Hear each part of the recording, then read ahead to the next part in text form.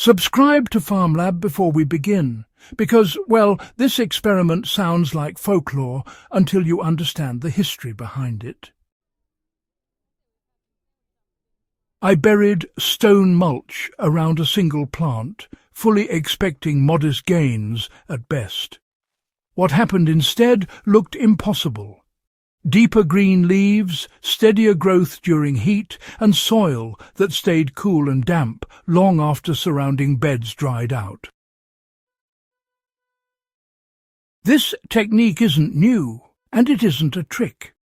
It is an old field-tested system that sustained crops in some of the harshest landscapes on Earth. And once you understand how it works, you start seeing soil, water, and temperature very differently.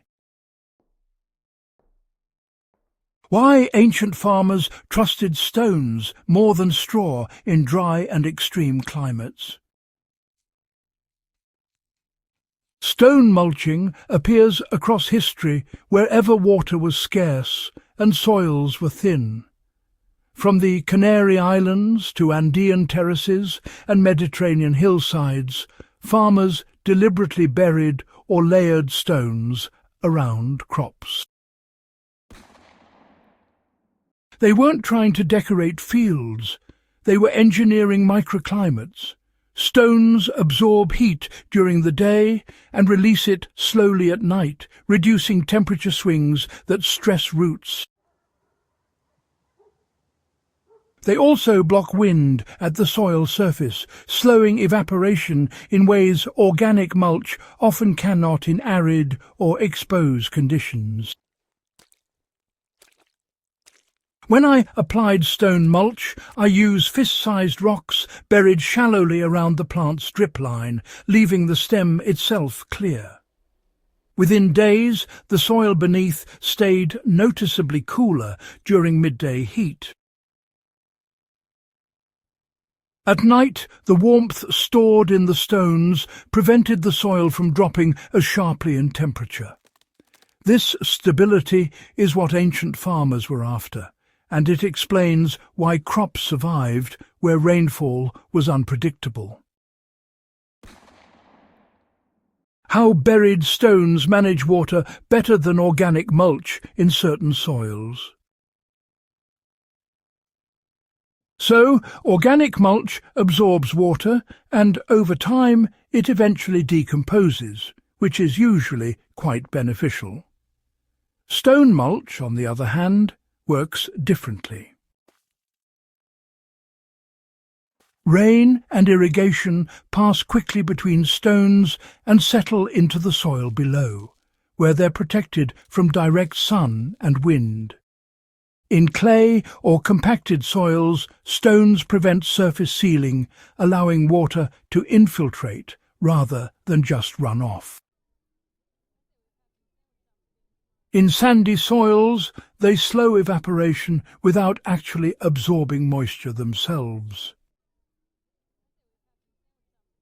In my trial, the plants surrounded by stones required less frequent watering than identical plants mulched with straw. After irrigation, moisture lingered deeper and longer. Historically, this mattered enormously. Farmers working without irrigation systems relied on stone mulch to stretch every rainfall event into days or weeks of usable moisture. Why buried stone mulch feeds soil life instead of starving it? You know, a common concern is that stones create dead soil. But, well, history actually shows the opposite. Beneath stone mulch, soil organisms really thrive because, you see, conditions remain moist and temperature stable. Microbial activity increases. Organic residues break down more slowly but, interestingly, more completely, and fine roots tend to proliferate just under the stone layer. Over time, this creates a richer, darker soil zone, right where plants need it most. When I lifted a few stones after several weeks, the soil underneath was noticeably looser, and, well, it smelled alive. Worm channels were visible, even though there was no organic mulch on the surface. Ancient farmers understood that soil life follows stability more than surface inputs, and stone mulch provides exactly that.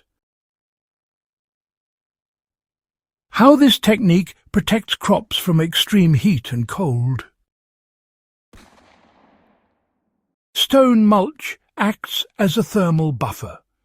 During heat waves, it shields soil from direct solar radiation. During cold nights, it releases stored warmth, protecting roots from shock. This is why stone mulching was used for fruit trees, vines, and staple crops in marginal climates. It didn't eliminate stress, but it reduced the extremes enough for plants to survive and produce. In my case, the stone mulched plant showed no wilting during a sudden heat spike that stressed neighbouring plants. Growth didn't pause. That consistency is what makes the results look unreal at first glance. How to apply stone mulch correctly without harming plants. The method matters. Stones should be partially buried, not piled loosely on the surface.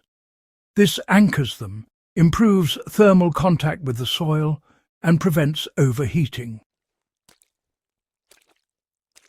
The mulch ring should extend to the plant's drip line, where feeder roots are most active. Avoid placing stones directly against the stem to prevent moisture-related disease. Start with a single plant, as I did, and compare results side by side. This controlled approach mirrors how historical farmers tested methods before expanding them across fields.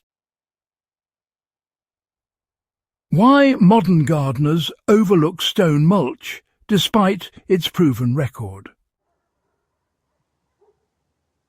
Stone mulch requires effort up front and doesn't fit neatly into modern gardening trends focused on fast results and packaged solutions.